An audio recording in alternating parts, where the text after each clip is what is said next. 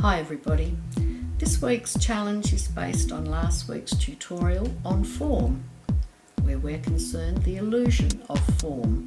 We want you to turn a circle into a sphere.